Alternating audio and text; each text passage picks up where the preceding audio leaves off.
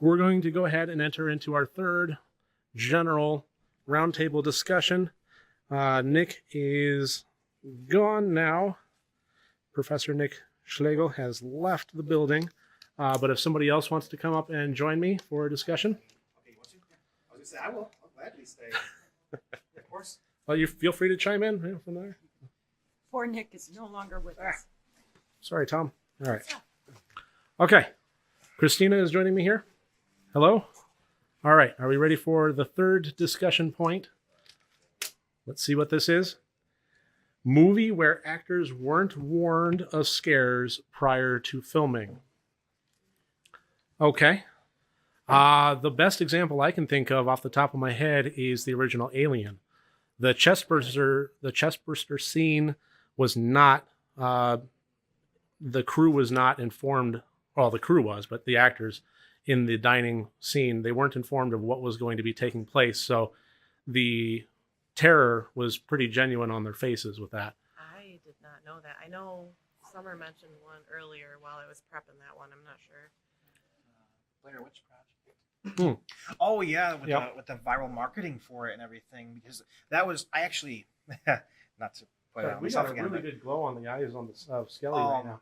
But with Blair Witch, I went back and watched that recently. I'd never seen it. I watched it, and I was reading a lot of discussions, and a lot of the general consensus with what made that movie was the marketing. It was it was the stigma surrounding it, that air of mythos where people didn't know, is this real? Is this, how legitimate is this? So people were terrified. Right. Well, that was a I think found footage. That was right when I was starting. Yeah, I don't know. Nick would be able to tell me better, but I'd say it's one of the progenitors. I don't know if it was the first, but I know it was definitely one of the first, and it popularized it. Yeah, it was definitely the launching point for the massive influx of found footage horror movies we have now. So the fact that it was so unique and so new, I remember I was a teenager. I was 17, 18 when it came out, and I saw it in theaters, and I had never seen anything like it before, and it scared me. And it took me a little bit of research to be convinced that it wasn't actually real found footage. Oh, yeah. But not only that, I'm pretty sure when they were filming the movie, they didn't really tell the actors what were going on. They really didn't even have scripts. They basically gave them a map. Yeah, go here. Right. I was reading something, I don't know how true it is, but something about that the main focal character, the girl, I can't remember her name, but when she was signing on for the movie, that some of her friends and family were telling her not to go. It was, there were rumors it was a snuff film or something, and it was, I don't know how true it is, but I came across it and I thought it wouldn't surprise me, being with the way that they made this movie seem back then. Right. It wouldn't surprise me if that was part of let's spread these rumors, to generate more hype. Yeah, well, then they had to have the actors lay low once the film was edited and in the can, once it was shot and before it was even edited, but between that time and the time that they released it in the theaters, I think they made purposeful sure that the actors weren't up to anything in the public eye, starring in the next movie or something that, it would be immediately, oh, of course they're actors. And it's no, when people, at that time, it wasn't Google, but it was probably Ask Jeeves, when they did a search for the actors' names, they didn't see a whole lot, especially in terms of them actually being actors. So it was another thing that really kind of sold it. Was they use their actual names and everything. Yeah. Film. Did anybody else have any other examples? Whoever wrote the note, maybe of movies where there are any others? I'm sure there were. It's a tricky thing to employ as a director, because as a director, one of the biggest things that you can have with your cast and your crew is a level of trust. You're putting them in, especially with horror movies, you're putting them in very vulnerable positions under sometimes very physically trying circumstances, and there needs to be that trust level to know that they're safe. So when you do enact a scene like that that that you're not informing them about, on one hand, I could see being really upset about that as an actor. I could see, yes, it elicited some genuine fear and some genuine scares, but at what cost? So I think it was something that should be employed pretty scarcely. Yeah, it's not. It's definitely doesn't talk to me. It's like prominent by any means. Yeah. Especially nowadays with the level of knowledge that people have access to. Easily. It's just you can look up anything. Okay, this movie's in production. Okay, here's the budget. Here's a baseline idea. Everything's out there. Mm-hmm. You can't keep people in the dark as easily as you used to be able to. Yeah. Back then. Yeah, it's one of the curses of it. There's no surprises. There's no like, oh man, it's like CDs. They can't put hidden tracks on CDs anymore. Right. Because everyone sees the track list as soon as it releases. There's no, you put it in your car or in your stereo or what have you, and oh hey, my car says 14, but the CD case says 13. There's no element of surprising anyone. Yeah, it's just like with games, mm-hmm. finding hidden characters in the old games, and now they just have to release DLCs for the games. There's nothing. Yeah, there's not much like hidden items. Yeah, they take away all the great surprises anymore now. Mm-hmm. Well, not just that, but even trailers. Movies tend to spoil half their plot in trailers nowadays. Speaking of trailers, we're going to segue into the next movie review here, or movie discussion. We're going to bring Jenny on up here, and we're going to show her the trailer to the movie that she picked out, the second movie that she picked out for our marathon. And this one was The Descent. Now, I had seen this movie before a number of times, and I was happy to include it. I personally am a pretty big fan of this one. Why did you select The Descent for us? I think at the time we were talking about sequels and stuff like that, and this was just one that I thought the sequel sucked. Okay. And I think Scotty made absolutely no sense whatsoever to start it right off the way it did, but yeah. And I loved the first one. And I think Scotty or somebody mentioned a fear like claustrophobia, and we're like, oh, you like claustrophobia? Yeah, that's buckle me. up. I don't do tight and closed spaces if I can avoid it. All right, so that is how it wound up in our marathon. Let's watch the trailer and get a sense of what we're talking about. All right. So, did this live up to multiple viewings? Well, let's see. Because this was not the first time you've seen it. No, this is not the first time I saw it. The first time I saw this, I saw it in the theater. And it was really tough to watch in the theater. It was so dark. Mm-hmm. You couldn't really see the action going on because it was so dark. And of course, you're in a theater with a bunch of other people that are talking behind you, but that's neither here nor there. I kind of left the theater thinking, why did I want to see that? Fast forward, 6 months, a year, whatever, and I watch it again, not in the theater, and I loved it. Yeah. I loved it. I thought it was great. I really thought it was great. And the name, Descent, The Descent. Okay, literally, they're descending into a cave. But other than that, what are they descending into? The descent into what? What are they becoming? Yeah, I think one of the things that I really loved about it was I went into it pretty blind. I had no idea what it was about. And I'm going to try and phrase this so that it's not very spoilery, but it starts out, you have the three major conflicts of man versus man, man versus self, man versus nature. It starts out very man versus nature. Woman. Right. Woman versus nature. And then it turns into woman versus whatever that whatever.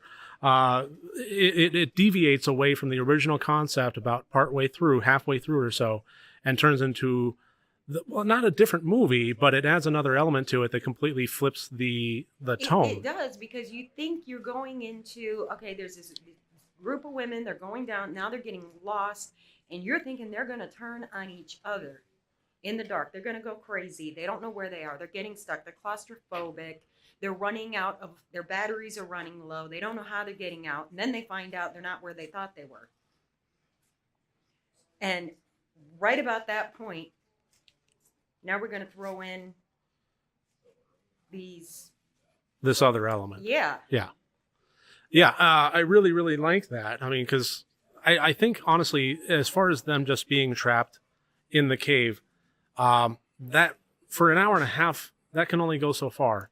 Right. And I think it flipped the script just in time. And there's one other element that I kind of want to bring up about this movie in particular, and that is, and anybody else feel free to chime in, but how much I love characters that go full on beast mode. Yeah.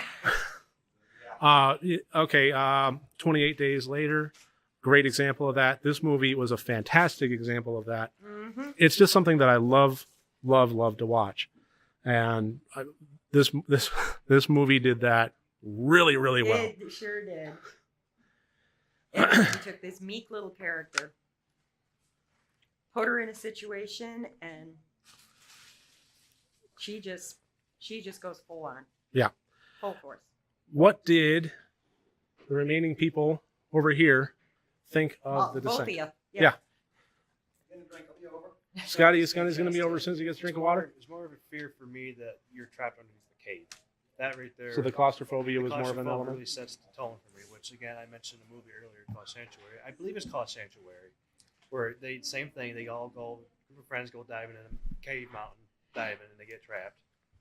Yeah, but you know what? I think this movie actually gives form to claustrophobia. What are you afraid of when you're down there? What is so bad? What are you afraid is going to happen? You won't Well, everything. buckle up, Buttercup. When I think about, the cave experience, you would possibly never get out if something would collapse. But then again, you got to think to yourself, it's been here for thousands of years. What's going to really set the thing off? And I think that's where a lot of people like to go cave diving for one is because of the experience and the thrill. Yeah. But for this movie in general, I like the idea of what they did with the twists, throwing the claustrophobic with the other element. I thought it was great, very very fun, and I thought it was actually very very well good. Yeah. Very good. I mean, It's one of those ones that I heard about for years and never got around to watching until the marathon. Okay, so It was fabulous. It was. I've seen multiple movies that kind of have that claustrophobic feel, and there's a monster. I don't know if you saw The Pyramid. I think it was called. no, I never did. It was a very modern one. These spelunkers do the same thing. They go into this pyramid that was found. That oh my god, how did it get there? It's been buried for this long. They get in there and things start going wrong. And I was expecting something akin to like The Mummy ish, Mhm. and it wasn't great. They just the creature was really. It wasn't bad. I mean, it was based on a character that I like, so it was interesting, but it wasn't scary at Mhm. all, like not even remotely. And with this, it was.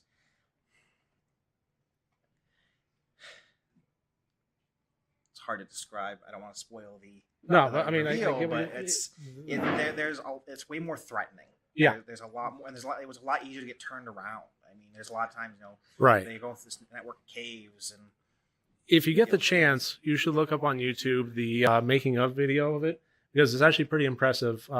They only had, for the most part, it was an enclosed studio space, Had 4 sets. 4 sets, 4 basically different cave tubes that they were working with for the entirety of the movie, and yet they made each area look so unique. It was very, very impressive how they actually managed to pull that off. Different camera angles. It reminded me a lot of Cube in that regard. Kind of reminded me of the Holy Grail. Yeah, They filmed most of the Holy Grail in one castle. Right. Yeah, you do a lot with a little. I mean. Yeah. Oh. All right. So does anybody else have anything to add about the descent? Actually, Go ahead. the design of Yeah. the antagonists, Mhm. top notch. I will absolutely agree with that. Fantastic. They looked like creatures that were, that have evolved to acclimate to this underground environment. Blind, but I mean everything about pigment.